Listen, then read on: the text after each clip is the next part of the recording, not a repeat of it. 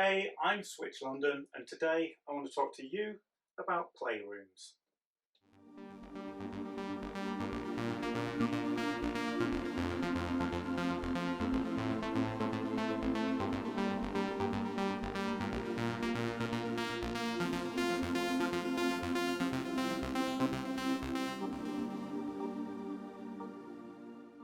So we built this playroom back in early 2019, and before then I've got to say that play was kind of a pain in the arse.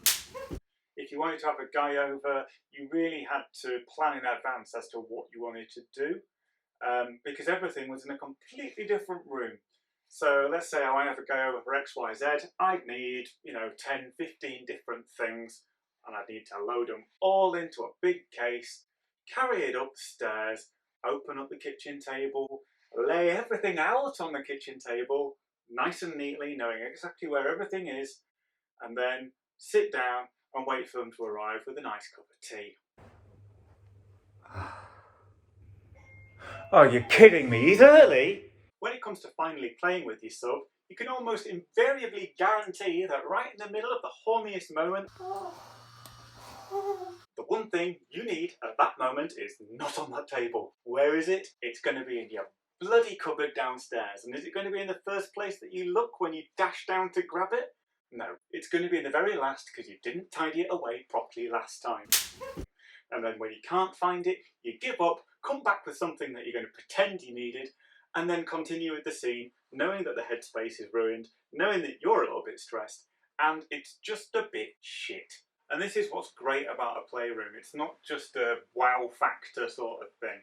It really does completely change how you can play. It allows you to be fully flexible. It allows you to change up a scene midway through. If something's not quite working and you can think of something better, everything that you need to do that second thing is at hand. And the way that you design your playroom and the choices that you make really allow it to work for you depending on what you want to do. So it's important to note that size isn't everything. This playroom works and it's tiny. I can barely stretch my arms out to show you that much. 2.3 meters wide by 1.9.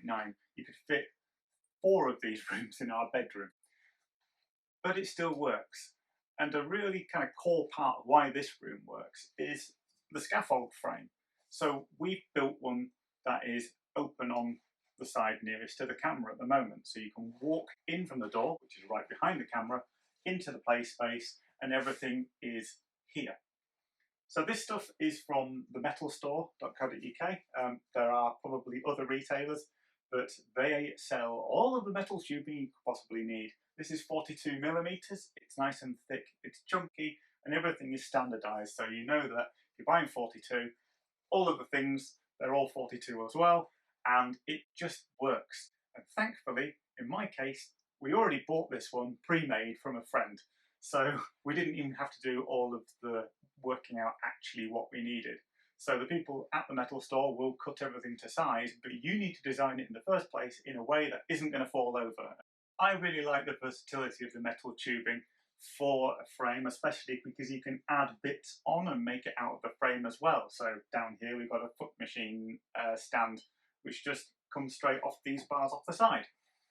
But it might be that you only want to use one for footing, in which case you might not need to go all out and design a thing like this. You could just buy a pre-built frame. Don't forget that this is a playroom. It doesn't have to be like a normal room anymore, which means you can take normal room things and make them into not normal playroom things. So for example, the window behind me, stuck in a shelf, painted it up, put a blind down the back of it, and instead of a window, we now have a lovely display area for all of the HUDs. Keep that lit from above, turn off all the other lights, and it makes a really nice focal point for when you enter into the room at the start of a session. Another important consideration that really makes this room work is the use of grid wall. This stuff is all over the room. There's a panel there, there's a big long panel down here, there's 2 over there and 1 up here. And all of this stuff is used to hang everything that could possibly hang. So it'll either hang on its own or it will need to sit on a hook. So not everything can hang on a hook, and at some point you're going to need some shelves. whether it's to stick your hoods on like I've got here on display, or whether it's something like the thing we've got in the corner. So this is just an IKEA display. On it, at the top, you've got these little shelves. They're brilliant. They're only £6 from B&Q, and they contain all of the small things that we use, so small padlocks, urethral toys, stuff like that. And then below that, we've just got a load of butt toys. Biggest ones at the front, obviously. A few electro toys, vibes, and then you've got the Venus stuff and things like that underneath. Above that, you know, there's a few trays as well mixed in onto the grid wall that carry all the lubes and the condoms. And it's a really good use of the space. It's off to the side, out of the way. You can't trip up over it. You don't want a shelf in the middle of your room. You might want to get something on wheels or something like that. So if you don't have space in the playroom all of the time, you can move it around. So you've built your scaffold, you've got a home for all your favourite gear, the hoods are on display, you can grab a whip and a gag whenever you want it. Brilliant. But is there something missing from your playroom? Something that really adds a unique touch that reflects the play that you like the most? For me, I absolutely love breath control. So I went ahead and built myself this. This is the lung fucker, and it's made from parts that were custom made in the Czech Republic by the lovely fetishak.cz, and it's a lot of fun and it's quite imposing. It's also in the way when it comes to showing the other thing that I really like about this room. So with a silly jump cut, and it's gone. This is the restraint wall. I love this part of the room because it's so versatile and it takes up very little space. 16 of these wall anchors, which you can just get in B&Q, all drilled in with 4 screws. There's no way you're going to yank any of these off the wall. I made a lot of noise when I put it up, and so far it hasn't failed me whatsoever.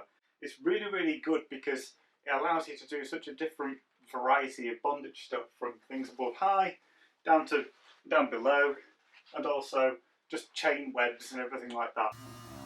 The other thing I love about this wall are the marks of struggle, and this is possible because I painted the room light, and this is the next thing I want to talk about, is the colour scheme of your room. So this room is 2 shades of grey and a vivid yellow for an accent. While a black or very dark playroom immediately packs that attitude, it's quite hard to lighten the space back up again if you so wish to do so. Whereas if you take a light colour, you can do what you like with it. And I always like grey over a coloured tone, simply because you know what colour it's going to be when you add other light to it. So I could just hit red right now and the wall becomes red. I do it into pinks and blues, I get a mix of stuff. But silly lights aside, if you want to do accent colours, go for it. If you're a hashtag Team Green Pup, you might want to put a bit of your personality in the room, and when you do so, do it sparingly. Just do some shelf edges, a few little corners here and there, and it has a really nice effect. And then the final thing that I want to talk around is flooring and soundproofing of the room. Now this room isn't soundproofed whatsoever. It can be quite expensive to get decent soundproofing, and the cheap stuff that you might put on the walls might only dampen the effect a little bit. If you can go up and straight through the roof space or anything like that into next door, it won't make a difference how much you put on this wall. So we haven't bothered putting any at all, and so far no complaints from the neighbours, but we're pretty sure this backs onto a bedroom, so it is a consideration, especially if there's some like kids next door or something. You don't want to be screaming through the walls. When it comes to the flooring, we've got really basic tiles, the interlocking tiles.